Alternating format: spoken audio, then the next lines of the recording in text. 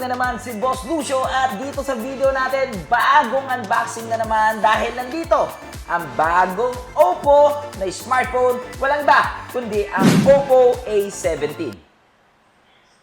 Ba't parang ang gaan? Hindi, biro lang. Nilaman to. Ito yun na nga, kalalabas lang nito dito sa market, dito sa Pilipinas. Again guys, this is the Oppo A17. Isa na namang budget smartphone mula dito kay Oppo. And disclaimer lang, hindi po ito pinadala ni Oppo, binili ko po ito, pero baka naman, Oppo. So dito, re-reviewin natin siya. Siyempre, i-check natin kung ano yung mga kaya niyang gawin at kung saan nga ba siya maganda. At siyempre, yung ating verdict at kung magkano nga ba siya dito sa ating market. So tara, huwag na natin patagalin, umpisa na natin.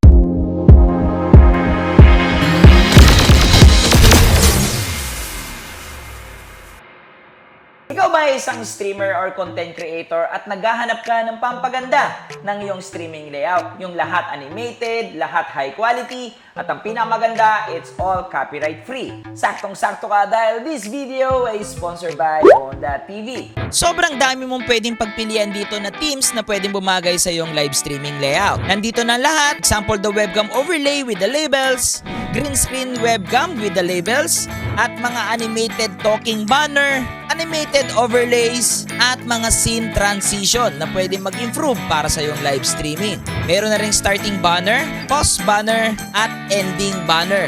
Kung gusto mo ng mga gaming profile, gaming background, gaming cover photo, gaming panels, lahat ay nandito sa Onda TV. Gusto mo rin ng mga emojis or mga subscription stickers, meron din dito sa Onda TV. Ayos, di ba? Sobrang solid talaga at sobrang quality talaga ng pwede nyong mabili dyan sa Onda TV. Napakadali lang pumunta. Makita nyo yung link dyan sa description box, www.ondagg/boss_Lucio.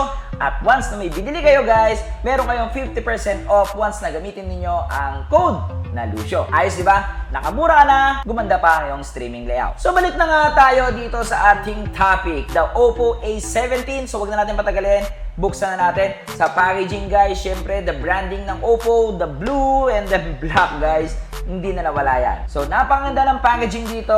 Syempre guys, Oppo yan eh. So pag binuksan mo siya, so bumugad kagad sa atin dito si Oppo. Ano laman nito? Okay, a jelly case. At napakaganda ng jelly case niya. Wow. Napakaganda. Sobrang solid. At syempre, SIM ejector pin, at yung quick guide, at yung safety guide or yung mga paperworks. Wala nang laman. At ito na yung smartphone. Sound effects, di ba? Napakaganda. Wow. Look at that. Wow. Para sa isang budget smartphone, ganito kaganda. Wow na kagad para sa akin. Pero tabi na muna natin. Puntahan pa natin loob ng box. Okay.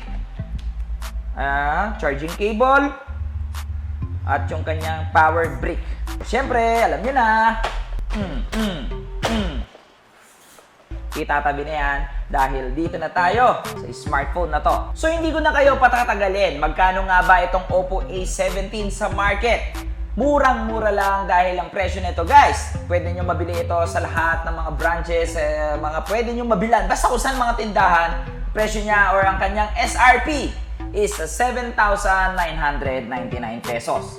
Ayos, di ba? Ang mura lang. Pero titingnan natin syempre kung sobrang solid ba or sobrang worth it ba nito. Umpisahan muna natin sa mga available na kulay if nagustuhan mo na kagad si Oppo A17. Nandito ang Midnight Black, Lake Blue, at ang Sunlight Orange. Actually, lahat yan maganda. Ang ganda ng pagka-gradient, tas lahat yan is matte finish dito sa likod. Pero ako kasi, nagustuhan ko talaga yung pagka-Midnight Black dito. Napakaganda. Kasi syempre, lalong-lalo na kung gusto mo ng mga eleganteng datingan, tas lalaking-lalaki yung gusto mong vibe, this color, I think, napakaganda. So, meron itong total na 189 grams. So, ganun lang siya kabigat, mga kapatid natin.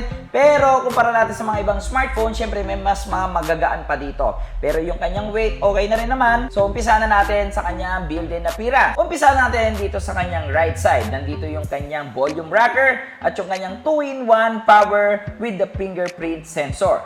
So, side-mounted yung kanyang fingerprint. So, para sa akin, it's a plus point dahil mahilig ako sa mga fingerprint na sa gilid lang. Dito sa left side, nandito yung kanyang SIM tray. Ito yung dual SIM with the LTE connection or a 4G connection. Dito sa ibabaw, napaka-plain. Dito sa ilalim, makikita na naman natin ang legendary 3.5mm jack. Sobrang fan na fan ako ng mga phone na may 3.5mm jack. At syempre, nandito rin yung kanyang single speaker at nandito rin yung kanyang charging port or the interface, the micro USB. Doon lang ako medyo nalungkot, syempre para sa 2022, lahat tayo, minsan Type-C na or the USB Type-C na yung ating hinahanap. Pero ito, naka-micro USB pa rin. Pero iniisip ko na lang, budget smartphone lang to. So dito sa kanyang likuran, makikita na natin dito yung napakaganda at napaka-elegante niya ng mga camera bump. So meron itong dual AI camera at syempre yung branding ng Oppo nandito rin. And promise, sobrang ganda talaga ng likuran ng phone na to. Wala akong masabi. Ang ganda talaga.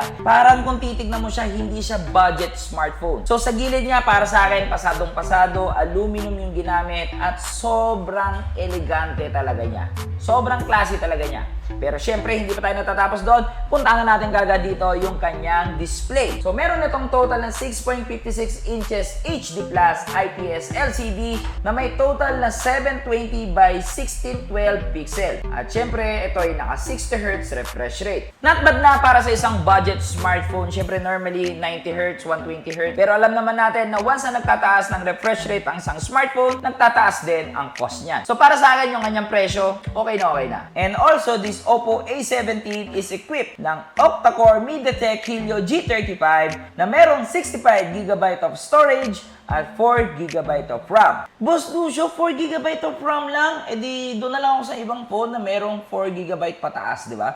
No guys, dahil this A17 merong tinatawag na DRE or the Dynamic RAM Expansion. Yes guys, merong additional 4GB ito na RAM expansion once na gamitin nyo yung features na yan. At take note lang sa Oppo, libre lang yung pag-activate ng RAM expansion. Dahil ako, naka-experience ako sa ibang smartphone, hindi ko na sasabihin yung brand, kailangan mong bayaran yung features na yon, di ba? Binili mo na yung phone, tapos babayaran mo pa yung features. Ano yun, di ba? Malabas-labas, syempre mga kapatid natin, may total siya na 8GB of RAM. Kaya kung looking ka ng for your daily driven smartphone, lalong-lalo na kung mahilig ka manood ng mga videos, maglaro, habang nasa biyahe or nasa break time, or basta, kung ano man ang ginagawa mo sa smartphone, I think, baka pasok na sa budget mo itong Oppo A17. So pagdating naman sa camera, hindi rin papahuli itong Oppo A17. So para sa kanyang main camera, meron itong 50 megapixel with the 1.8 aperture at sa kanyang second camera ay meron itong 2 megapixel with the 2.4 aperture. So doon ba lang sa 50 megapixel niya, para sa akin, another plus point na naman yon para sa isang budget smartphone. So Oppo, good job na naman para dito. At para sa kanyang selfie cam, ito ay merong 5 megapixel with the 2.2 aperture. Selfie cam and main cam meron silang features na HDR. So para sa akin na naman, plus point na naman yon. At hindi lang siya basta-basta camera, ito ay may AI technology. So here's the sample video test ng Oppo A17. So ngayon, gamit naman natin dito yung main camera ni Oppo A17. So sobrang linaw, di ba? Para sa akin, again, kung aspirant vlogger ka, I think this Oppo A17 pwede mong ma-consider para sa iyong starting pagdating sa pagbablog. So ayun, gamit na natin dito pang vlog itong selfie camera ni Oppo A70. So guys, para sa inyo, what do you think? Kayo na yung magsabi. Comment down below kung okay sa inyo, maganda ba siya. Para sa akin naman, okay naman. Hindi na nawala dito talaga kay Oppo kasi signature na ni Oppo yan. Yung parang, alam nyo na-enhance yung mga mukha natin. So, hindi ko na masisisi si Oppo dyan. Pero para sa akin lang, medyo may sobra lang. And then, punta naman tayo sa kanyang picture-picture. Mahilig ka mag-picture. Here's the sample photo mula dito sa Oppo A17.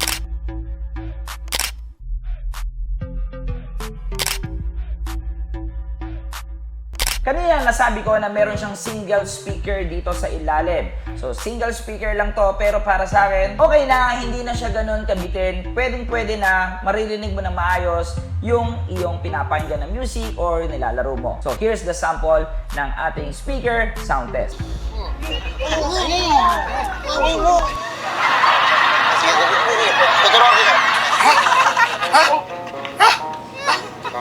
Spider-Man!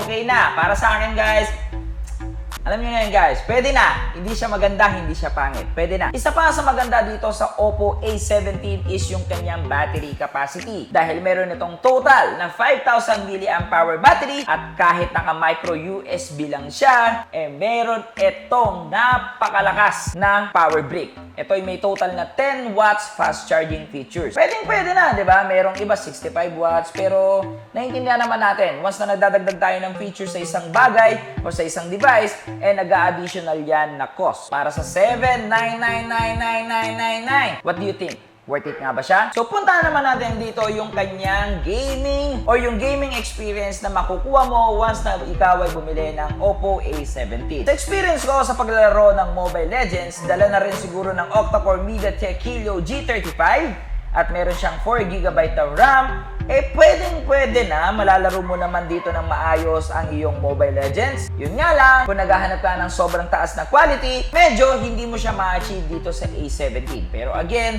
playable at doable dito ang Mobile Legends. Also, dito rin sa Call of Duty, okay din, nalalaro din natin siya ng maayos. So yun nga lang, same tayo ng scenario, hindi lang natin siya masasagad to the max level. So, anong gusto mo? Playable or not playable? So, para sa akin, playable, nalalaro ko naman ng maayos yung game. Hindi ako nagkakaroon ng interruption, guys.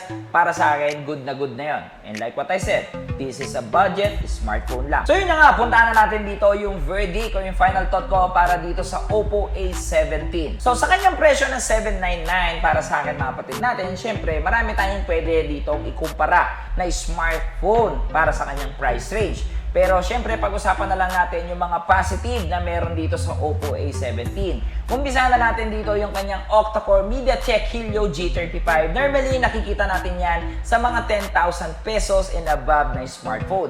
Yes, guys, check nyo po yan, the Helio G35. And normally, nilalagay talaga yan sa mga pa-mid-range na. And nagulat ako, nandito siya ngayon sa isang budget smartphone. At yung kanyang 50 megapixel na camera, para sa akin guys, legit 50 megapixel siya. Pero I understand na hindi siya ganun ka-detailed. Yes, 50 megapixel nga siya, pero kung kukumpara natin siya sa ibang 50 megapixel na flagship or a mid-range phone guys, sobrang layo pa rin niya. Pero para sa akin, 50 megapixel is a 50 megapixel. Sa style, sa kanyang appearance, like what I said guys, hindi ka mahihiyang ilabas itong Oppo A17 kahit nasa fine dining ka. Yung mga tipong ang yayaman na mga kasama mo, pwede mong sagutin yung tawag sa'yo, di ba? So, napakaganda kasi ng itsura niya dito. Sobrang na-inlove ako dito sa itsura niya. Yung ginawa dito ni Oppo na napaka-elegante pagdating sa camera bump dito sa likuran. Para sa akin, it's very plus points. And also, the battery is good. The speaker is sakto lang. The display is also good. So, overall, para sa akin, mga kapatid natin, sakto lang. Sakto lang mga kapatid natin. Siyempre, end of the day, kayo pa rin naman yung magdi-decide kung anong smartphone yung pwede nyong bilhin kahit na kayo ay merong budget. So kami mga tech reviewer dito ay nagbibigay lang ng honest review or opinion kung pwede nyo makonsider yung isang gadget. So para sa akin guys, like what I said, sakto lang, it's up to you pa rin. Kung meron nga 799, again, it's up to you. It's up to you. De, joke lang mga kapatid natin. Good naman siya. Worth it to buy naman. Pero like what I said guys, end of the day, kayo pa rin yung magdi-decide. So yun lang mga kapatid natin. Maraming salamat sa lahat ng mga tumapos ng video na to. Siyempre, kung ako'y nakapagbigay na naman sa inyo ng kaalaman pagdating sa isang tech or the smartphone, or budol mga kapatid natin, or kung ano man yung mga meron dito sa ating channel guys. Para maging updated ka, don't forget to like, share, and comment, subscribe para mas lalo tayong maibato sa wider audience. So again, I'm Luis Gary Teves, aka Boss Lucio, ang inyong stream coach para sa inyong mga stream and tech problem. Happy streaming!